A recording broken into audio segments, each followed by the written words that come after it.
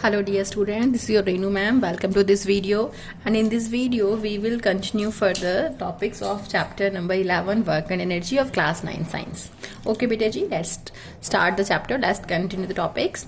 Beta, in the previous video we have already done the various types of work. हमने बहुत type के work जो थे positive work, negative work, zero work, वो सब हमने कर लिया था. ठीक है, प्रीवियस वीडियो में हम कर चुके हैं.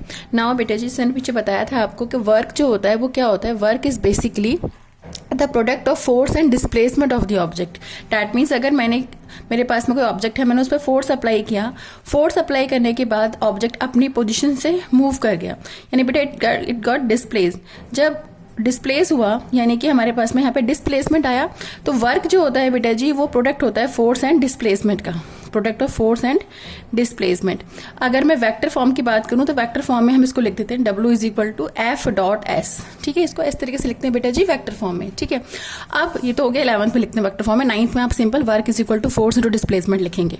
फाइन, चलिए अब बेटा जी बात करते हैं. हमें डिफाइन करने को बोला 1 जूल. तो बेटा जूल जो होता है ऐसा unit of work is joule. ठीक है, तो जूल को डिफाइन कैसे करेंगे बेटा. We know that work done is equal to force into displacement. Force into displacement. Okay, work done क्या होता है बेटा हमारे पास फोर्स इंटू डिस्प्लेसमेंट होता है. ठीक है, इसको साइड में करते हैं. नाउ अब W is equal to that means क्या हो गया, W is equal to f into s हो गया. If force applied on an object is 1 newton. ठीक है बेटा, अगर फोर्स अप्लाइड आपका 1 न्यूटन होगा एंड डिस्प्लेसमेंट 1 मीटर होगा, तो उस केस में हम कहेंगे work done is said to be 1 joule. आई बात समझ में? आई विश आपको समझ में आ गया होगा. यानी कि if a force of 1 newton produces a displacement of 1 metre in the direction of force, then the work done is said to be 1 joule. ठीक है बेटा, बहुत ईजी है. Okay, if 1 Newton force applied on an object produces कह लो या फिर displaces कह लो, it's up to you, produces displacement of 1 meter, okay, in the direction of force applied,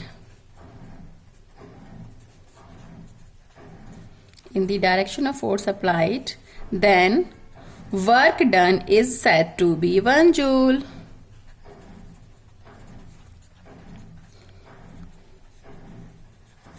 I wish आपको समझ में आ गया होगा. और इसको सिंपल अगर आपको इस तरह वर्ड्स में डिफाइन करने में इशू हो रहा है, नहीं आ पा रहा है प्रॉपर्ली, ठीक है बेटा, कुछ नहीं करना. Work is equal to force and displacement होता है. इसके जस्ट बाद आप क्या लिख देंगे, 1 joule is equal to 1 newton into 1 metre. अब तो बहुत ईजी है, यानी कि simple 1 joule is equal to क्या है 1 न्यूटन इंटू 1 मीटर. तो आप यहाँ पे सिंपल कह सकते हैं कि 1 Newton force applied on an object and the displacement is 1 meter, then the work done is said to be 1 joule. ठीक है, तो आपको अपने वर्ड्स में भी लिख सकते हो, कोई इश्यू नहीं है. बट रिमेंबर वन थिंग, आपको फॉर्मूला ठीक से पता हो और आपको यूनिट ठीक से पता हो. ठीक है, चलिए आगे चलते हैं बच्चे. अब मैंने यहाँ पे एक एग्जांपल आपके लिए क्वेश्चन लिख के रखा है, इसको सॉल्व करेंगे. बेटा here in this example a man lifts a load of 20 kg from the ground and put it on his head 1.4 meter above the ground. माने कि पर्सन ने क्या किया बेटा, पर्सन ने ग्राउंड से 20 kg का लोड उठा के अपने सर पे रखा है. ठीक है, और हाइट कितनी है बेटा, ये कितना हाइट पे है, ये 1.4 मीटर. अब आपसे पूछा गया calculate the work done by the man. ठीक है, तो कितना वर्क किया है पर्सन ने, आपको ये निकालने के लिए पूछा गया है. ओके, तो बेटा यहाँ पे खुद देखिए लोड कितना है 20 kg, यानी कि मास जो गिवन है लोड का वो कितना गिवन है, mass of load m is equal to 20 kg. Okay fine. अब बेटा फोर्स कैसे निकालेंगे, जब हम उसे उठा रहे हैं तो उस पर कौन सी फोर्स लग रही है, the force acting on that load is when the person is just lifting that load that object which is of 20 kg. तो उस ऑब्जेक्ट पे कौन सी फोर्स लग रही है, उस ऑब्जेक्ट पे फोर्स लग रही है बेटा जी ग्रेविटेशनल फोर्स, है ना. अच्छा, पहले जो गिवन होता है हमेशा वो लिखते हैं, उसके बाद फर्दर सॉल्व करेंगे. तो बेटा मास हमारे पास गिवन है 20 kg. ओके, एंड बेटा डिस्प्लेसमेंट कितना मूव करना है उससे 1.4 मीटर. तो बेटा जी डिस्प्लेसमेंट हमारे पास यहाँ पे है, डिस्प्लेसमेंट है बेटा जी 1.4 मीटर. ओके, हमें निकालने के लिए क्या बोला गया, वर्क डन निकालने के लिए बोला गया है, ये आपको फाइंड आउट करना है. ओके, तो क्या करने वाले हैं, कुछ नहीं करना, बहुत इजी काम है. देखो जरा, we know that work is equal to force into displacement होता है बेटा, work is equal to force into displacement. तो बेटा जी फोर्स क्या है यहाँ पे, फोर्स यहाँ पे gravitation force that is mg। Displacement क्या है बच्चे आपके पास में s, वैल्यू पुट कर दो। g की वैल्यू अगर क्वेश्चन में गिवन नहीं होती है तो ये आपके ऊपर है कि आप 9.8 मीटर पर सेकंड स्क्वायर पुट करोगे कि 10, it's up to you only. ठीक है, मैं यहाँ पे 10 पुट करने जा रही हूँ। चलिए जी, तो W is equal to mass कितना था बेटा 20, g को मैंने यहाँ पे 10 पुट कर दिया है, और s कितना है बच्चे हमारे पास 1.4 मीटर है ना। तो 20 इंटू 10 इंटू 1.4 मल्टीप्लाई करेंगे बेटा जी, कितना आंसर आएगा देखिए जरा। 20 इंटू 10 200, 200 इंटू 1.4 कर रहे हैं बच्चे आप, 14 टू 28 होता है, तो 2.8 इंटू 100, यानी कि ये आपके पास में आ गया बच्चे, डेसिमल यहाँ पे लगाया 280। तो बेटा वर्क आपके पास में कितना आ जाएगा, यहाँ पे देखिए आपको वर्क आ जाएगा बेटा हमारा 280 न्यूटन।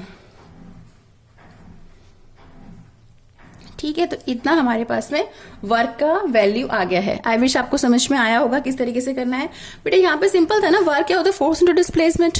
फोर्स यहाँ पे कौन सा लग रहा है, ग्रेविटेशन फोर्स लग रहा है, माने कि mg। तो W is equal to mg into s किया, तो W is equal to mass की वैल्यू पुट कर दी, इंटू g की वैल्यू पुट कर दी, इंटू एस की वैल्यू पुट कर दी, मल्टीप्लाई किया तो मेरा 280 न्यूटन आ गया। ओके, चलिए अब फर्दर टॉपिक करते हैं। जब हमारा चैप्टर होने लगेगा तो उसके बाद हम इसके एनसीईआरटी क्वेश्चंस वगैरह भी आपके संग डिस्कस करेंगे। ओके बेटा जी, चलिए नाउ बेटा जी नेक्स्ट टॉपिक इज, देखो वर्क मैंने डिफाइन भी बता दिया आपको, टाइप्स ऑफ वर्क भी बता दिए, साथ साथ मैंने आपको ये बता दिया कि भाई वर्क की यूनिट को कैसे डिफाइन करते हैं। Now the next topic is बेटा एनर्जी। ठीक है, वर्क है जो हम नेक्स्ट टॉपिक करेंगे वो करेंगे एनर्जी। बेटा एनर्जी क्या होती है, व्हाट इज एनर्जी। आपने वैसे चीज 3rd 4th क्लास से यूज टर्म शुरू कर दी होगी सुननी या कहनी। एनर्जी जो होता है आपके पास में, भाई हम बहुत काम कर रहे हैं, we are doing a lot of work because we are having a lot of energy.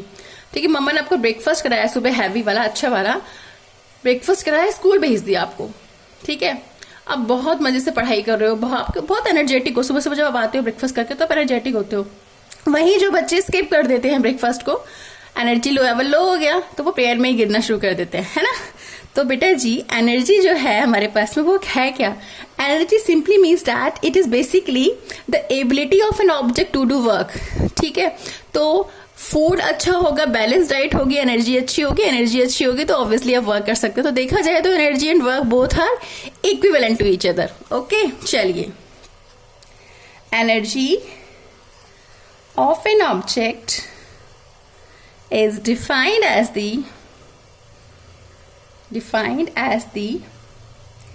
ability लिख लीजिए, कैपेबिलिटी लिख लीजिए, it's up to you, ability और capability of an object to do work. माने कि वर्क करने की जो कैपेसिटी है, जो कैपेबिलिटी है, जो एबिलिटी है किसी भी ऑब्जेक्ट की, ठीक है, किसी भी बॉडी की, that is known to be its energy. Okay बेटा, आई बस समझ में। ठीक है, तो energy of an object is defined as the ability of the object to do work. Okay बेटा, इसकी यूनिट की बात करें तो इसकी ऐसा यूनिट क्या होती है बेटा, ऐसा unit of energy is joule. ठीक है, इसकी यूनिट वही है जो आपकी वर्क की होती है, क्योंकि दोनों की यूनिट सेम होती है। सिंपली इसलिए मैंने आपसे कहा कि भाई वर्क डन जो होता है वो आपके पास में एनर्जी के ही इक्विवेलेंट होता है। तो work done and energy both are equivalent to each other and basically unit दोनों की सेम रहेगी, जूल रहेगी। ओके, आई विश आपको समझ में आ गया होगा।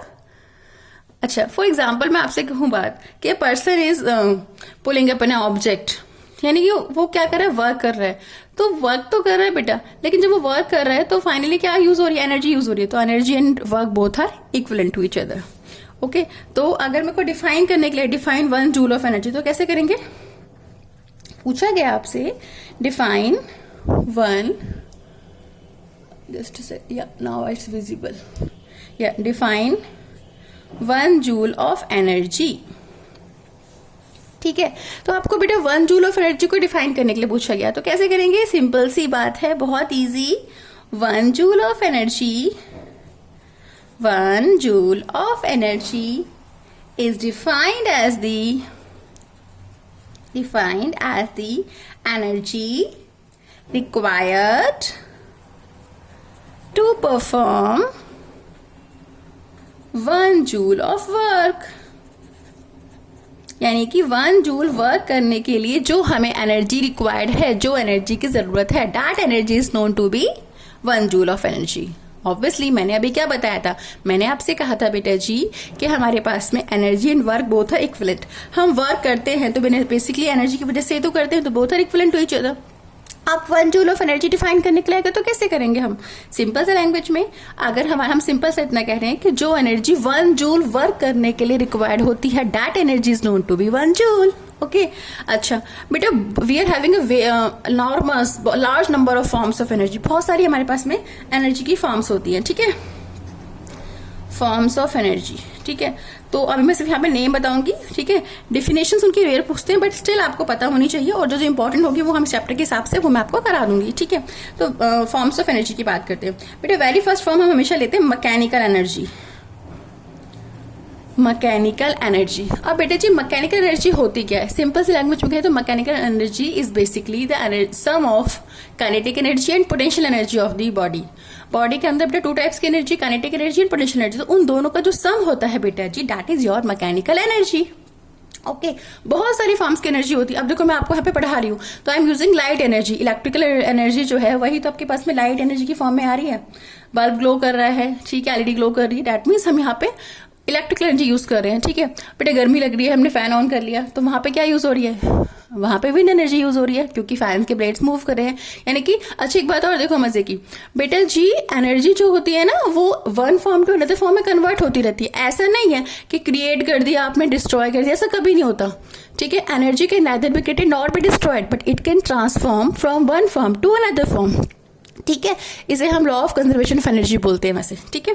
तो उस पर हम अभी आएंगे, लेकिन मैं अभी आपको फॉर्म्स ऑफ एनर्जी बता रही हूँ बेटे जी। तो फॉर्म्स ऑफ एनर्जी मैंने सबसे पहले बताया आपको मैकेनिकल एनर्जी, जो कि सम होता है kinetic energy plus potential energy का, के E for kinetic energy, P for potential energy. Second हमने लिख दिया बेटा जी काइनेटिक एनर्जी। थर्ड लिख लिया हमने बेटा जी पोटेंशियल एनर्जी। मैं ये सब नेम्स बता रही हूँ अभी, फिर इनको हम नेक्स्ट उसमें आपको एक्सप्लेन करेंगे। ओके, चलिए जी आगे चलते हैं। नेक्स्ट इज बेटा इलेक्ट्रिकल एनर्जी। तो बस्ट है आजकल, इसके बिना तो हमारा काम ही नहीं चलता, ठीक है। देन हमारे पास हीट एनर्जी, फूड प्रिपेयर करने के लिए चाहिए। साउंड एनर्जी, ऑब्वियसली आप मुझे सुन पा रहे हैं just because of sound energy, ठीक है। वो बात और है कि वो डिफरेंट फॉर्म में कन्वर्ट होकर फिर आप तक रीच करिए, but basically it is sound energy when I am speaking. Okay, solar energy, wind energy, nuclear energy.